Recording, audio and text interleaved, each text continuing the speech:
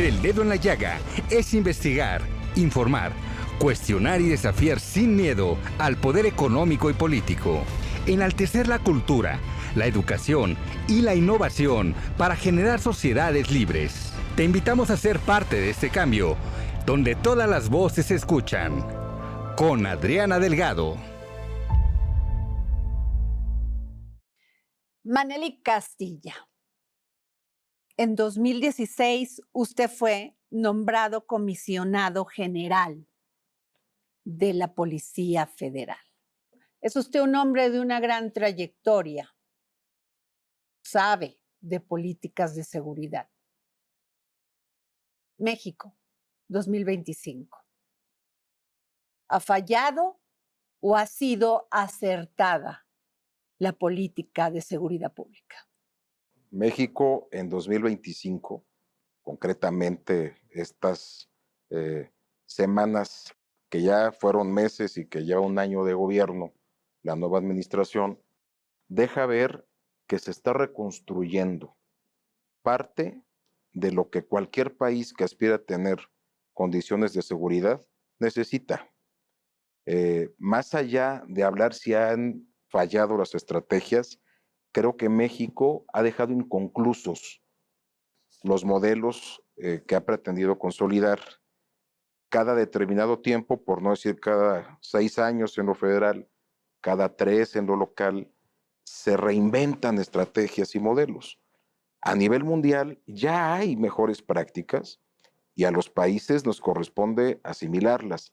Hoy me parece, Adriana, que estamos en ese proceso de recuperar algo que en el pasado inmediato se dejó, vamos a decir, por decirlo menos, estático, inamovible, la consolidación de un modelo civil. Hoy veo indicios con mucho optimismo de que estamos retomando nuevamente la vía de las capacidades civiles en temas de seguridad, lo que implica investigación, análisis, guiados por el eje de la inteligencia, dejar a las Fuerzas Armadas haciendo su rol que inevitablemente e indudablemente han hecho de instancia subsidiaria en tareas de seguridad pública, pero a la par un modelo civil que empieza a dar señales de existencia y de volver a ser el eje que nos guía hacia adelante. Así lo veo. Es muy interesante escucharlo, Manely Castilla, porque usted es licenciado en Derecho. Esto te da una base, te da una formación. En materia de seguridad también están los derechos humanos. Por supuesto. Y de hecho me correspondió ser de esa generación en la que constitucionalmente se volvieron a redefinir lo que antes eran garantías individuales para darles ese grado, ese nivel de derechos humanos. Es dotar a nuestras leyes de universalidad máxima y la seguridad tiene que partir de estos principios. Recordemos, Adriana, que hoy los derechos humanos son la constante en el análisis del actuar del Estado. Y eso es una victoria de muchísimas generaciones en diversas partes del mundo para que la ley deje un manto enorme para tutelar a las personas en su relación con el Estado. Entonces, como abogado, por supuesto que creo en ello, como maestro en ciencias penales también, o sea, no podemos hoy disasociar los derechos humanos de la aplicación de la ley. Sin embargo, cuando la policía tiene el mandato de proteger la seguridad de un país, ¿qué tanto es vulnerable el tema de los derechos humanos también para quien protege esa seguridad? Bueno, ha sido un tema que hemos discutido en diferentes ocasiones. Lamentablemente creo que la Constitución política de los Estados Unidos mexicanos está en deuda con sus policías. Empezando porque uno de los más importantes elementos, que es la estabilidad en el trabajo, no se le reconoce a los policías. El famoso artículo 123, apartado B, fracción 13, que impide que los policías sean reinstalados, es la primera señal de que estamos muy lejos de tener un manto que proteja integralmente a los policías. Entonces, sí hay una deuda con ellos, pero también habrá un sector que diga, también los policías están en deuda con la sociedad porque nos han violentado derechos humanos en distintas ocasiones. Me parece que es un debate que nunca tiene que pasar de moda. Tenemos que buscar ese equilibrio. Tenemos que cuidar a quienes nos cuidan, pero quien nos cuida está obligado a cuidar el doble, con muchísimas más herramientas y más elementos, a aquellos que protegen. Usted generó las bases de la materia metodología de la investigación policial en el sistema acusatorio.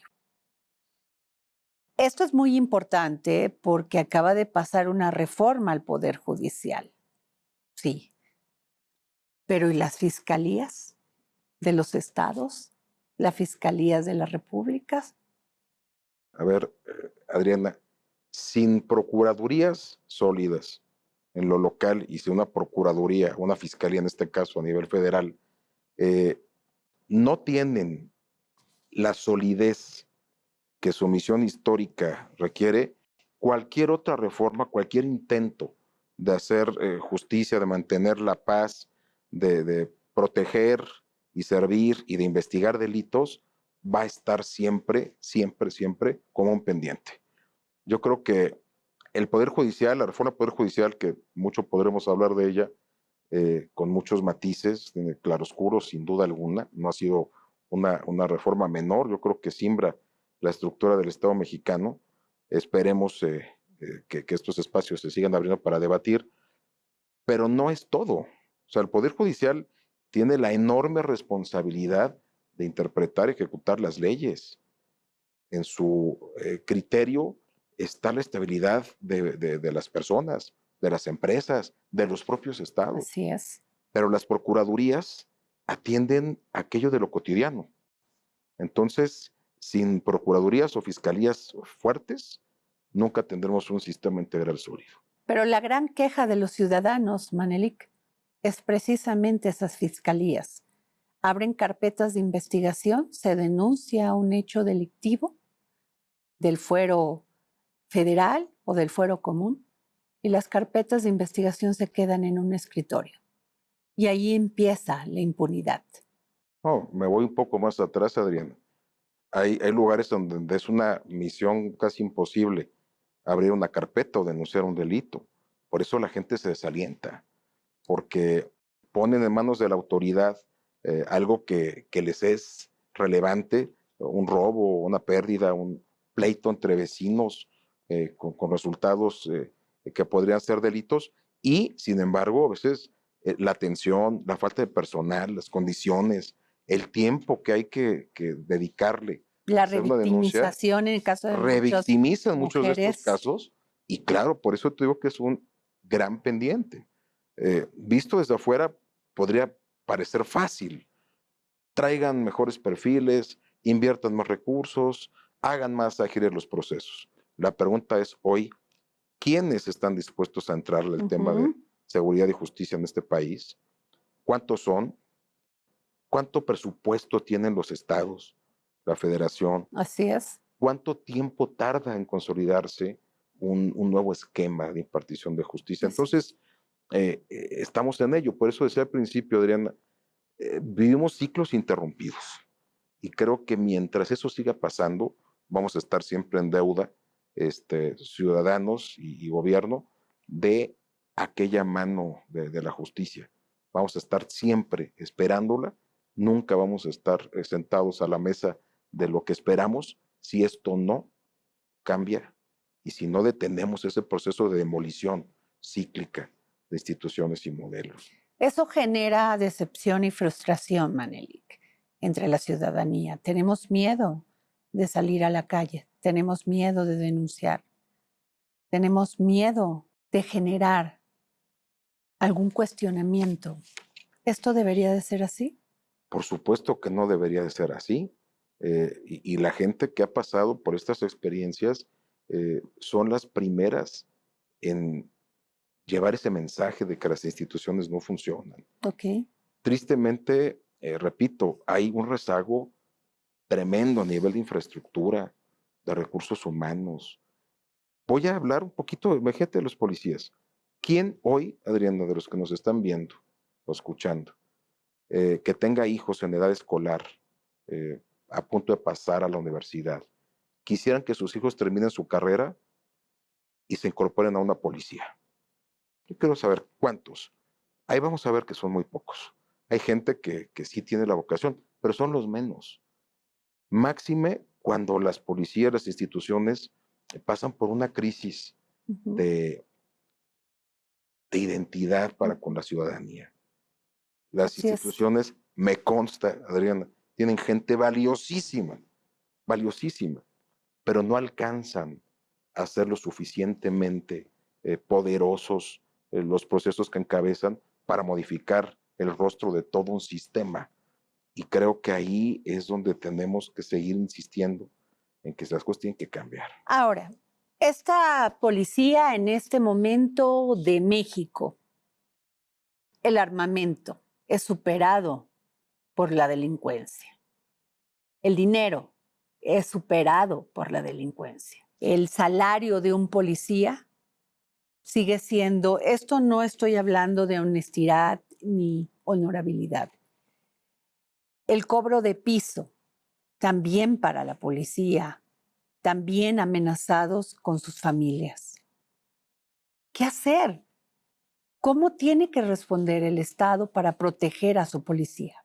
Es uno de los planteamientos, ¿verdad?, más apasionantes que se puede hacer a alguien que ama estos temas. Y además usted que tiene una gran trayectoria y que trabajó con la Policía Federal. Muchas gracias. A ver, ¿Qué hacer?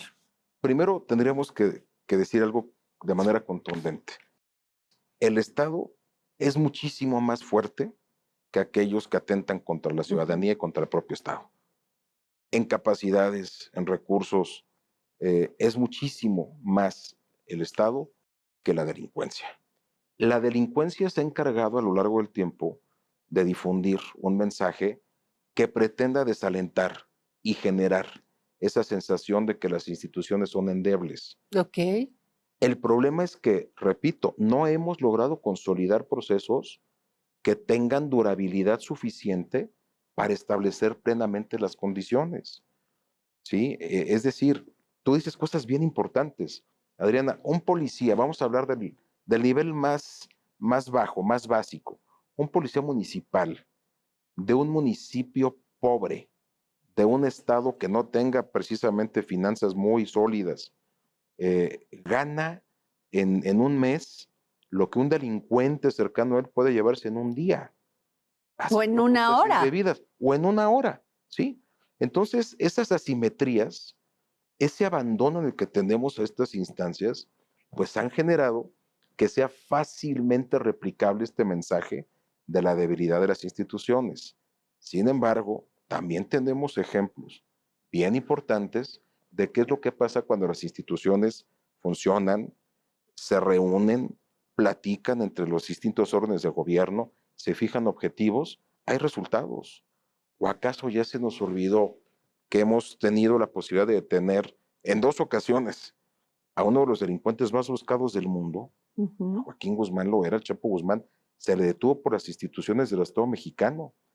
Pero ojo, en este caso que a mí me encanta decirlo, intervinieron instancias locales porque una instancia local recibió una llamada de un robo de vehículo en el fuero común, Ok. el famoso Focus rojo, Ajá. ¿sí? Es decir, hubo una instancia local que hizo bien su trabajo, que permitió que la coordinación con la federación funcione. Ya había habido un operativo previo de las Fuerzas Armadas que falló porque estos delincuentes eran muy astutos, tenían muchas rutas de escape, lo que sea. Pero había el Estado persiguiendo, incomodando, y eso da como resultado detenciones, desintegración de bandas y todo. Entonces, cuando eso sucede, Adriana, la confianza regresa. Ok. Pero cuando se abren pausas tan grandes, sin esos resultados, la confianza empieza a mermar. Entonces, Entiendo. empezabas con México 2025. Yo veo que hay señales de que se empieza a reconstruir.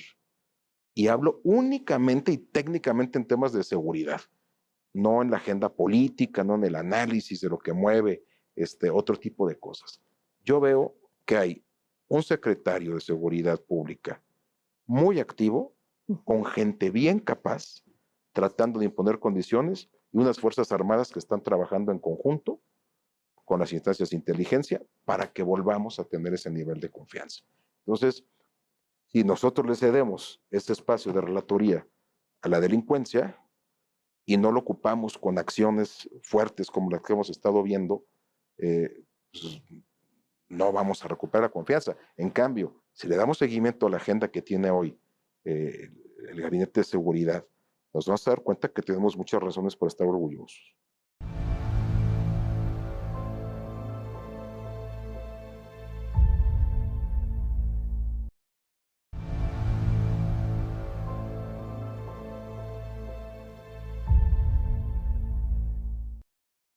Omar García Harfuch fue secretario de Seguridad Pública en el gobierno de Claudia Sheinbaum como jefa de gobierno. Dio resultados.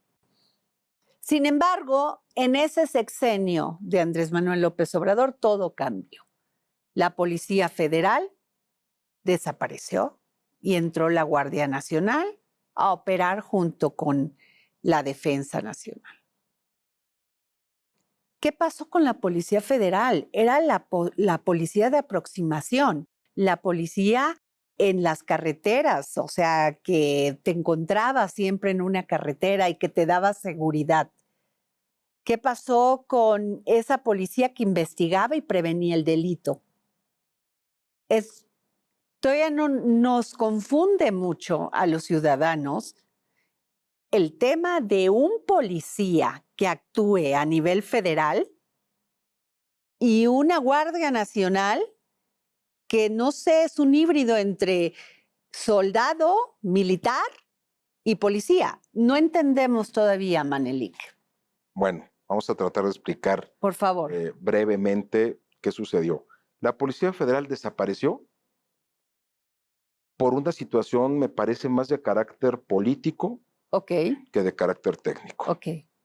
El presidente López Obrador argumentó que era una policía, él lo dijo, podrida y corrupta.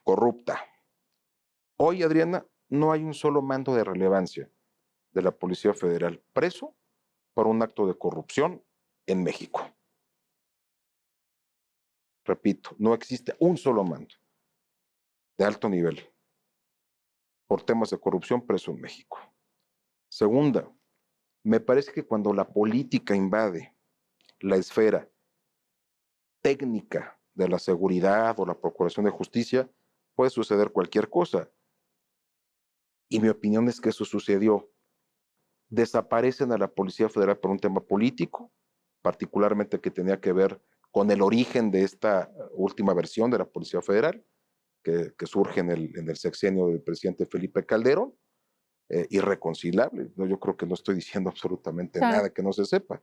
Una postura irreconciliable del presidente Obrador para con aquel pasado. Entonces desaparecen a la Policía Federal y con ella sus 7 divisiones especializadas, muchas de ellas construyéndose por más de 15 años, con un modelo de capacitación, de formación, la primera generación de policías con licenciaturas y posgrados. Muchas cosas se fueron con esta decisión política. Hasta ahí ya eso es historia. Yo aún habiendo tenido el altísimo honor de ser policía federal, de ser titular de 2 de sus divisiones y comisionado general, yo creo en que no hay mejor cosa que ver hacia el futuro. Hay mucho que analizar de lo que pudo haber representado la continuidad. Segundo, la Guardia Nacional me parece que es un modelo que podría perfectamente, Adriana, haber convivido con la Policía Federal. Y me voy a explicar. La Guardia Nacional, con esas enormes capacidades de despliegue, tan solo en número, más de 100,000 elementos, pueden hacer tareas de seguridad interior. Podrían haber llegado a aquellos rincones donde el despliegue de la Policía Federal no daba. La Policía Federal en su mejor momento tuvo 40,000 elementos, pero 40,000 elementos divididos en distintas funciones. No todos andaban en patrullas, no todos andaban combatiendo formalmente al narco, había muchas áreas de gabinete, había muchas áreas de carácter científico. Sí, lo que es la prevención, ¿no? Todo lo que implica eso, Adriana. Entonces, pudieron haber convivido perfectamente. Sin embargo, no fue así. La decisión fue dinamitar los cimientos de la Policía Federal, y esta transición que alguien pensó que era viable, generó una demora en la construcción de modelos que impacten en territorio. Ok. Entonces, creo que la Guardia Nacional es un gran proyecto. Me parece que hay que dejar que se consolide, pero que no exigía la desaparición de la Policía Federal. Pudieron haber existido a Las la dos par. trabajando.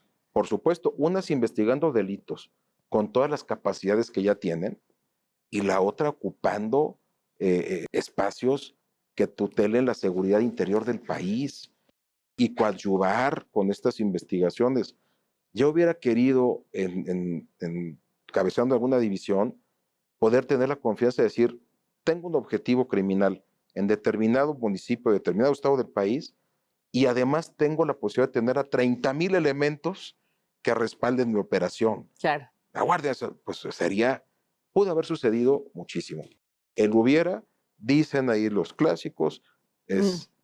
Ahora, esto es muy importante, maestro Manelik Castilla, porque son más los elementos de la Guardia Nacional que pueden tirar un proceso de investigación o cuando ya llega un juez por el tema de violación al debido proceso. Y es un tema de capacitación que tenía la Policía Federal. ¿Es así? A ver, y aún así tuvimos errores, hay que decirlo, no éramos un modelo infalible. Claro que tuvimos muchos errores, Adriana, pero yo quiero retar hoy a cualquier estudioso del derecho penal a que me conteste o nos conteste, ¿qué es más fácil hoy? ¿Construir una buena acusación o destruir la misma? Construir un caso, Adriana, es verdaderamente complejo. Porque se tiene que cuidar muchísimos aspectos. Destruirlo es una labor de gabinete que con conocimiento suficiente y tiempo se puede lograr. Y lo digo como penalista. Yo en algún momento de mi vida pensé que me iba a dedicar de tiempo completo a la defensa penal. La ejercí muchos años. Construir un caso es, créemelo, una tarea muy compleja.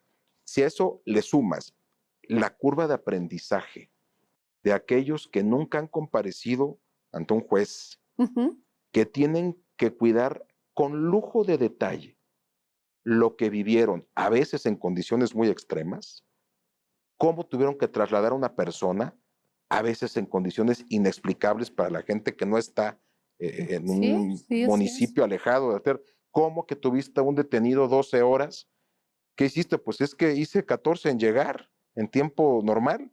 Por las violación al debido proceso. Violación al debido proceso. Hay muchas circunstancias. Entonces, yo no quiero decir que es la Guardia Nacional la causante de que no existan avances en la... Pero es que muchos jueces dejaban libres a los delincuentes por violación al debido proceso. Es a lo que quiero llegar, Adriana. Mira, las lecciones aprendidas debieron haber permeado la estrategia, hablo del gobierno inmediato anterior.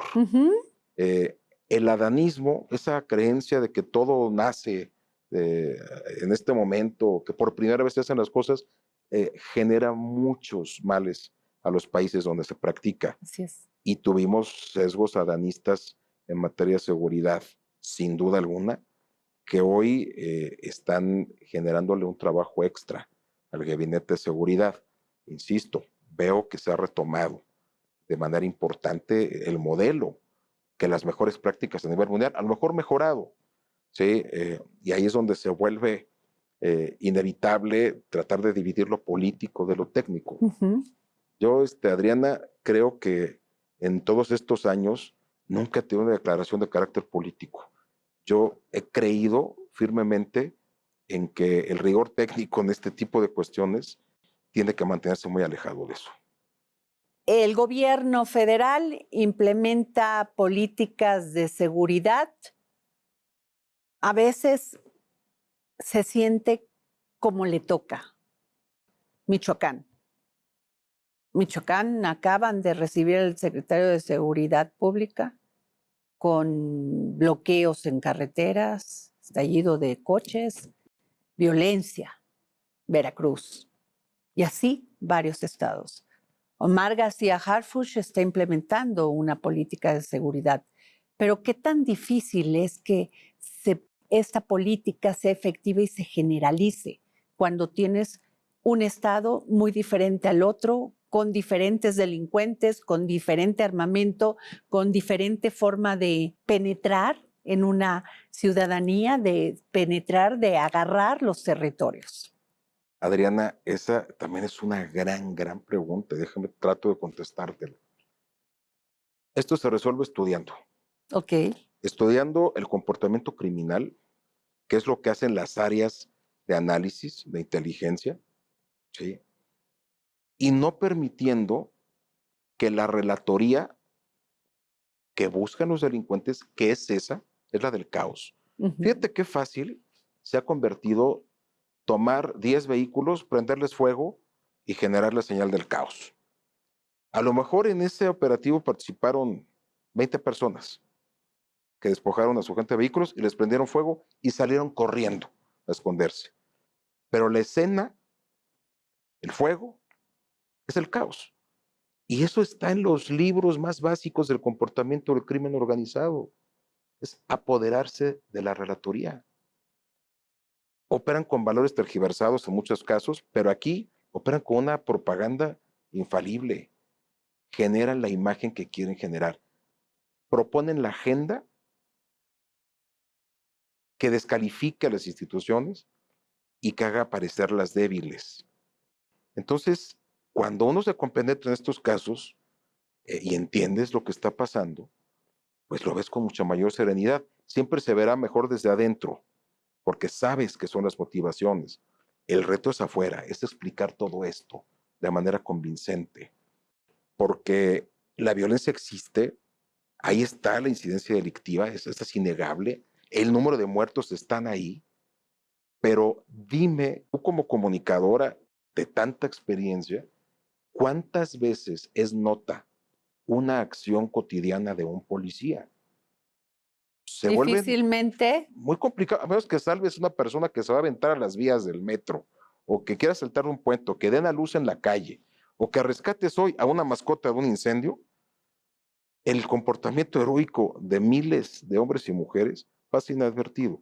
En cambio, una manifestación criminal como estas que dices reciben al secretario, ahí viene parte de la relatoría que buscan. Pero entonces la estrategia de comunicación con la que se está informando está equivocada, Manelik. Yo no creo que esté O equivocada, no Adriana. sacan esos casos de esos policías combatiendo el crimen y siendo los que ganan esta narrativa.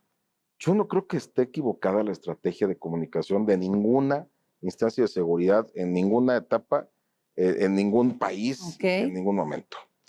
Lo que no hemos logrado como ciudadanía es compenetrarnos en lo que conlleva el trabajo policial, el trabajo de investigación, porque es más fácil que nos enamoremos de una serie norteamericana que nos deja ver que un policía es capaz de encontrar en una pared una mancha de sangre del tamaño de una aguja y con eso descubrir los planes de un homicida del otro lado del país, porque eso nos hacen creer. Eso no es cierto. Pues no es cierto, Adriana, por supuesto que no lo O sea, es. todas estas series que dicen del policía con la investigación, con la tecnología, va a descubrir al asesino en un mes, en 10 días. Como buen producto de marketing, los Estados Unidos le han invertido muchísimo a construir esa confianza. ¿Y qué crees? La ciudadanía ha sabido interpretar el mensaje y ahora sí se involucra en la justicia de lo cotidiano. Exacto. Nosotros en la Policía Federal teníamos muy claro un caso, te acordarás de la maratón de Boston, cuando se explotó este artefacto. ¿Al cuánto tiempo ya estaba el sujeto rodeado y detenido? Incluso hay una película. No la he visto, pero el caso lo conozco bien. Hubo una persona que llamó por teléfono. Hubo personas que denunciaron conocer a la persona y eso guió a las instancias de seguridad a dar con ellos en tiempo récord. Sencillo. Entonces, sí sirve. En México y en otros países estamos muy lejos de engancharnos con este tipo de series Se intentó una en algún momento y te acordarás que fue un escándalo. Exacto. ¿Sí? Estamos muy lejos de identificarnos con los valores del quehacer policial. Y eso creo que es el verdadero problema, más allá de la estrategia, porque te podría asegurar que hoy ustedes también han visto cómo las redes sociales, hoy tenemos, si antes había en el país 10,000 reporteros desplegados de todo el país, hoy tenemos 40 millones con acceso a un celular y se vuelven los que están captando al momento lo bueno y lo malo. Así es. Entonces, eso tampoco ha permitido tener una relatoría continua de lo que hace un policía en el día a día. Estoy seguro que si una persona se pone en esos zapatos, y no te estoy hablando de un policía de la labor más básica, de proteger una calle, no, un policía que se va a infiltrar, que se va a recorrer el terreno donde están los delincuentes, a captar información, a regresar a trabajarla, a tratar de hacer un caso. Te lo juro, Adriana, que sería otra cosa. Entonces yo creo que hay hombres y mujeres heroicamente trabajando todos los días y que la gente no conoce. Y yo creo que por eso se vuelve más fácil hablar del caos que genera la delincuencia que de las maravillas que hace. Manelik, usted fue en 2016 comisionado general de la Policía Federal. Este estrés terrible que deben de tener las personas que trabajan en estas áreas de seguridad y que deben de actuar con una gran firmeza. Sí, y ¿Qué significó para usted? Porque nunca conocemos esa parte de quien lleva estas estrategias y las implementa y además las supera. ser comisionado, te repito, fue un gran honor, pero ser policía fue muchísimo más tiempo que ser comisionado. Y el nivel de responsabilidad, claro que va creciendo. Un mando policial con una responsabilidad a nivel nacional renuncia a muchas cosas, a muchas, a la familia, a las salidas a los restaurantes, a las vacaciones, a los amigos, al amor. Renuncias a hacer aquello que te gustaba para hacer lo que te apasiona, lo que te llama como una vocación terrible. Yo nunca podría decir que fue un sacrificio el que hice ahí. Creo que los días tienen una duración menor de lo que sucede en otros ámbitos. El tiempo se va como agua cuando estás compenetrado en eso y te das el tiempo para sufrir, para lamentarlo, pues cuando el estómago ya te dijo ya no puedes más, ¿no? Un día que te da una colitis brutal y te das cuenta que llevas 15, 20 días sin comer a tus horas, sin dormir lo suficiente y comiendo cualquier cantidad de basura a tu alrededor, es cuando te das cuenta que algo dejaste atrás ese tiempo. ¿Y el pragmatismo? ¿Se puede ser sensible cuando ves lo terrible de ese lado del ser humano que puede ser criminal y por el otro también la víctima? Creo que te vuelves el doble sensible. Okay. Me parece que quienes piensen que ahí se inhiben los sentimientos, yo creo que no. Lo que pasa es que se sufren de manera distinta. Okay. Ese tipo de cosas. Me parece que se sufren siempre ex post facto. Creo que como mandos, la responsabilidad es estar íntegro, enteros, completos. Pues hemos visto caer compañeros policías en condiciones terribles, pero imagínate si un mando en ese momento se sienta a llorar con todos, y dice, pues yo creo que dejas en ese momento de hacer aquello para lo que el Estado te seleccionó. Entonces, claro que hay tiempos para sufrirlo, claro que hay tiempos para lamentarlo, siempre hay una mesa entre amigos, entre gente querida, en donde te puedes dar un apretón de muy fuerte, un abrazo, y te estás diciendo todo lo que te callaste en 50 velorios o ceremonias luctuosas, ¿no? Entonces, el lenguaje cambia, pero no se deja de ser sensible. Yo creo que cuando dejas de ser sensible, dejas de ser cada día menos ético, menos capaz de esa función.